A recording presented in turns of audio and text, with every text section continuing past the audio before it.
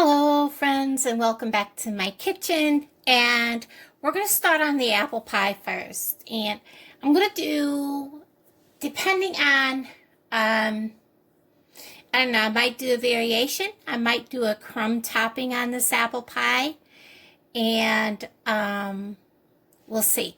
But first of all, I want to tell you that we are going to use the apples that I got from the food pantry. I don't know what kind they are.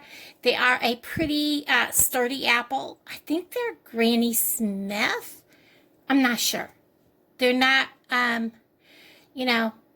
but they're a pretty solid apple.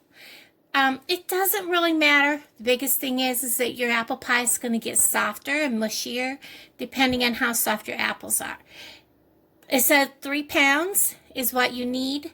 This is about 9 cups of apples. This will make a nice flowing 8-inch pie, or a normal 9-inch pie.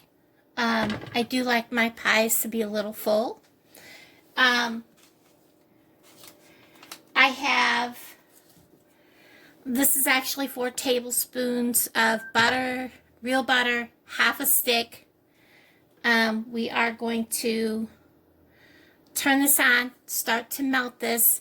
Now, I will tell you, I have a video out there on cooking this, but I was checking it out today and there is no sound, none. So it shows the video of me doing this part, but there's nothing telling you, and it's not on the screen. So sorry about that. And if you have some smoke, it's because I kind of spilled something in my burner. We don't need the little brown thing from the apple. The apples are sliced kind of like that. They don't have to be perfect. You just want them peeled, sliced, cored. And I believe this is like a 10-inch skillet. And they should all fit in there. That's about 8 big apples. We're going to put a half a cup of sugar. I'm going to get that right back. Okay, so this is on about medium low, because you don't want it to cook too long. So, I have a lump here that is really hard. We're going to take that out. So there's a half a cup of white sugar, and I'm using my light brown organic sugar. I actually love that sugar. And you need a 1/4 of a cup packed of that. And then we're going to need 1/8 of a spoon of salt. That's roughly close enough to 1/8 of a spoon. I don't use quite as much salt as it calls for. 1/2, if I can get a hold of it.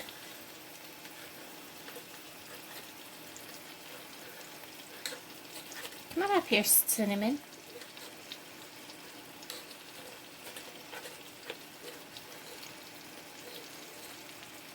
1/2 teaspoon of cinnamon. I do like a little extra spice in mine, so I'll grab a little extra. And 1/4 teaspoon. And I thought I had the 1/4 teaspoon out. That was the 1/4 teaspoon. Oops. So I'll have to do that again. That's not quite a 1/4. I'm almost out of this, so. 1/4 teaspoon of nutmeg. I gotta do the cinnamon one more time after fighting with it to get that before. Alright, that makes my 1/2 teaspoon of cinnamon. Alright, so it's 1/2 teaspoon cinnamon, 1/4 teaspoon of nutmeg, 1/8 teaspoon of salt, a 1/4 cup of light brown sugar packed, and a 1/2 cup of sugar and a quarter cup or 4 tablespoons of, I use real butter. You can use margarine if you wish. That's of your choice. And about 8 to 9 cups of apples, sliced and cored and peeled. And we're going to put a lid on that and let that simmer. When it gets closer, we're going to go ahead and we're going to mix 2 tablespoons of kind of lukewarm water, not real warm, but lukewarm water, with a tablespoon or so of cornstarch. We're going to add it to this. We're going to stir it about halfway through. Then we're going to add it to this when it's almost done to thicken it. And I'll bring you back then.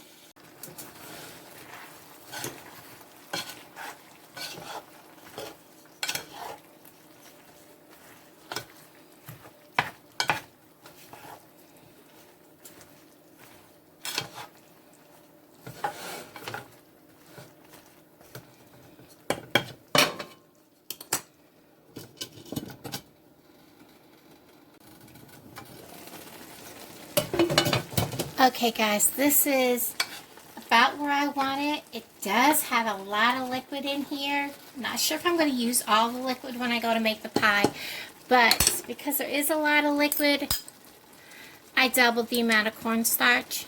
So if you have a lot of liquid in your apples, because your apples are just juicy, you can use like an extra tablespoon of water. Instead of 2 tablespoons of water, use 3 tablespoons of water. And instead of using 1 tablespoon of cornstarch, use 2 tablespoons of cornstarch. So normally, if you don't have a lot of liquid in your apples, 2 tablespoons of water, 1 tablespoon of cornstarch. But because I have a ton of liquid, I have 3 tablespoons of water, 2 tablespoons of cornstarch. It's not rocket science, guys. All you have to do is adjust. And I'm just going to drizzle this in there and start stirring it in.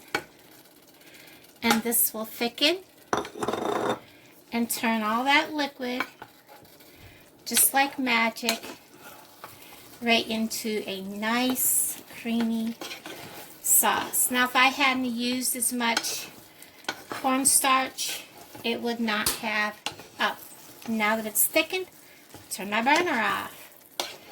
It would not have thickened up. So, I'm going to let that sit and cool. Of course, the burner's off. I'm going to go work on the pie crust. Okay, everybody, this bowl has 2 2/3 cup of flour. I'm also going to add, if I can get this open, and because I am dealing with pie crust, I'm not going to skimp on my salt this time. Well, I'm going to have to pour it. And it's going to be 1.5 teaspoons. Gosh, that sounds like an awful lot, but that is what it calls for. Let me double check. 1.5 teaspoons of salt. There's the 1. And I'm going to need to do this twice because I can't find my half. There we go.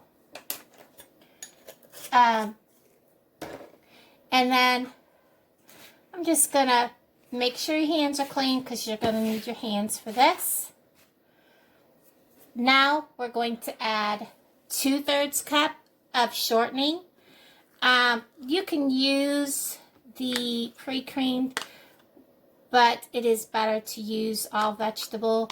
The flour is all-purpose flour.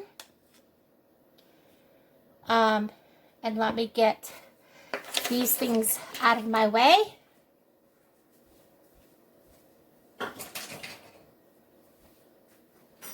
And bring over my water. Make sure it didn't fall over. I'd hate to have to open the refrigerator and there come water flying at me. Alright, we're simply going to mix this. At first I'll just kind of cut it a little bit, but the best way to do this, honest, is with your fingers, guys. You kind of want this to be like a cornmeal kind of, maybe not quite to the cornmeal texture, and I'll bring you back when I get there. Okay, so as you can see, it's got that texture. Yeah, there's some bigger chunks, but it doesn't matter. As long as you've made sure you brought everything up off the bottom. And now for the next step is you want 10 tablespoons of icy cold water. There's 1, 2, 3, 4, 5, 6, 7, 8, 9, 10. Now, because they weren't quite full, I'm adding an extra. And I gotta tell you guys, usually I end up having to add a little bit more depending on how humid the weather is, how dry my apartment is. But we'll see. You can always drizzle a little more in. Or if you make it too wet by accident, you could always add just a titch more flour. And I probably have it. By the way, this is feeling pretty close, if not exactly right, because it is kind of humid in here, and it's warm outside. So, but I still have a lot of crumbly, dry stuff, so I'm going to get all this off my fingers.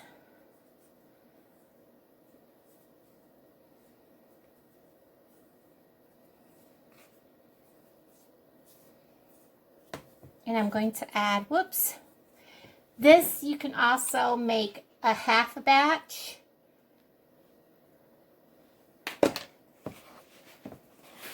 For just one pie crust. Instead of making like if you're going to put a crumble on top, or if you're making just a pumpkin pie and you're only making one.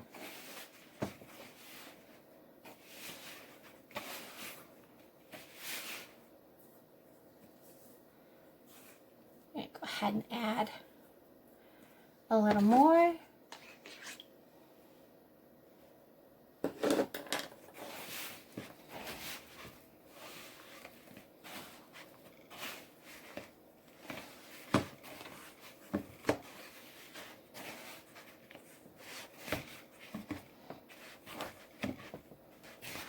Now we're starting to look more like a dough, but it's still really dry. So we're at the point where this should do it. It's kind of hard when you don't get full tablespoons out.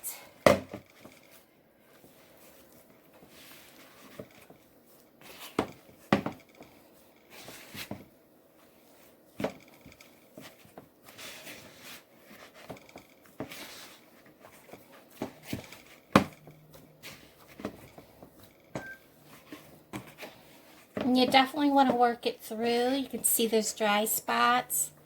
So,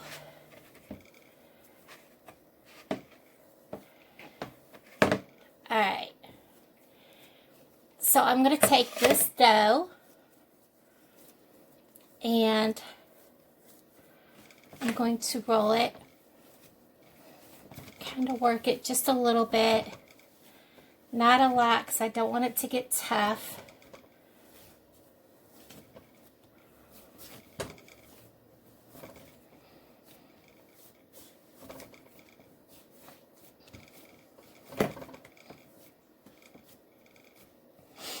And I'm going to make it into 2 balls. And I think it's pretty self-explanatory how to do a top crust and a bottom crust. If you're going to do 2 pie crusts, one on top, one on the bottom, you're going to want your bottom crust to be a little bit bigger of a ball because it's going to be a bigger space because your pie crust pan, you know, is bigger. But I'm going to put this into 2 pie crusts and split it right down the middle. I think we'll do a crumble on top. So I have, well, they're not exactly. Maybe something's telling me don't do the crumble. I don't know. So this is the bigger half. We're going to take some flour, put it on the table, flatten it, roll it, flatten it. You're going to want to flour your rolling pin. Set that out of our way. And we're going to start rolling towards us and away from us in each direction. Ooh, that was almost really bad. Get all of this back out of our way.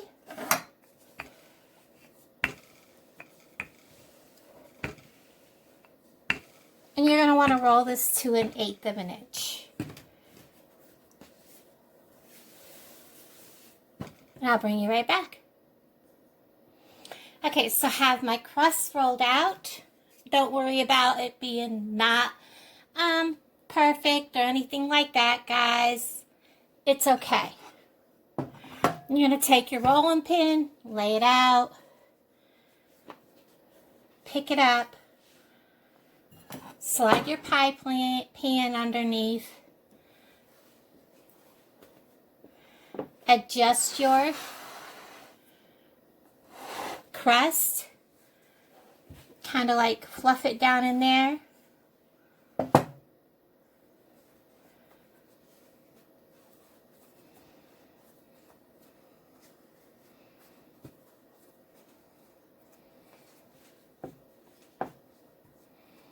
And then we're just going to go around and take off all the excess. And don't let our rolling pin fall on the floor.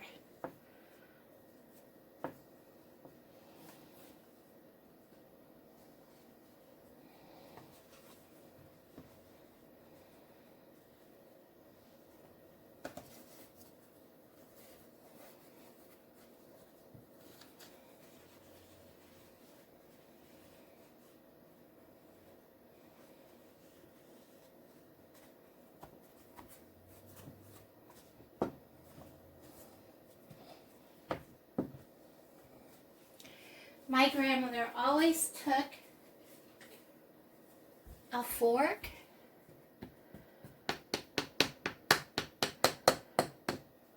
like that. Now we're going to put the apples in.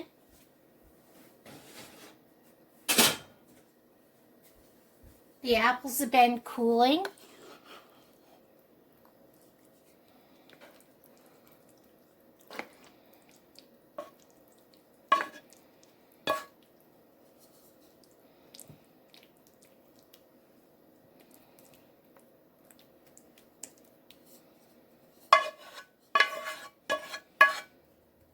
I'm going to set this over here out of the way, and we're going to get the top crust ready. Okay, guys, I have the top ready. I really thought I was going to go ahead and just do the, what do you call it? The crumble, but, for a Dutch apple, but I don't have the, oh, what do you call it now? I can't think of the word I want. Self-rising flour, which I don't carry in my kitchen to begin with. And second of all, I just don't want to do the whole additional video on how to make self-rising flour. And For myself, I would just make it with regular flour, but I don't want to steer somebody wrong and have everybody's not come out right. For me, it doesn't matter that it's a little funky, but, you know. So we're just going to take this on off, and you don't want to cut it too close. Then we're just going to bring this all up, pinch this all up on top here.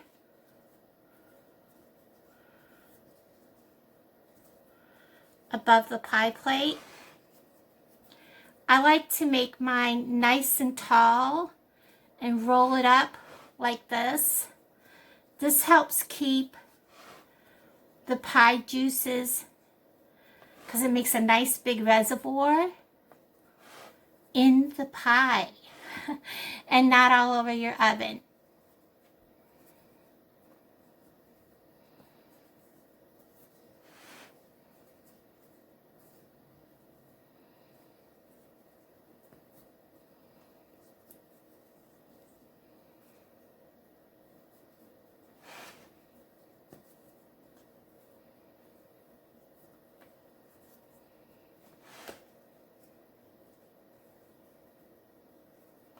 I'll pause you while I do this. No matter what kind of fruit pie you're doing, you want to cut some kind of a vent.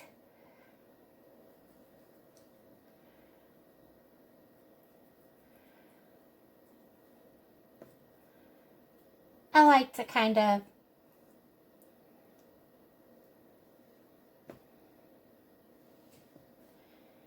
make little decorations on top of mine.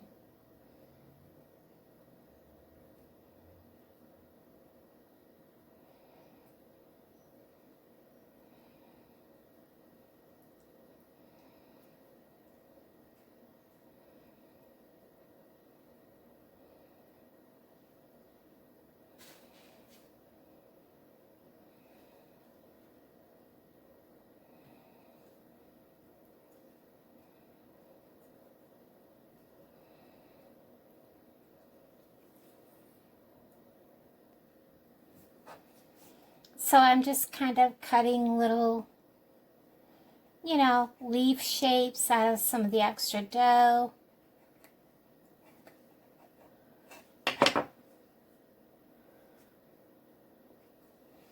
And it doesn't matter for me that they're not the exact same shape or size.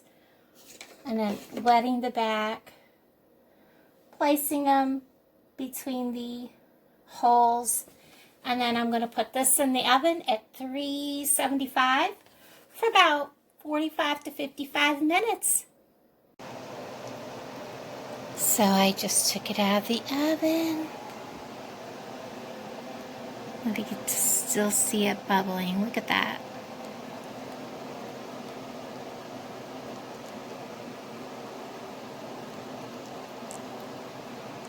That looks so good.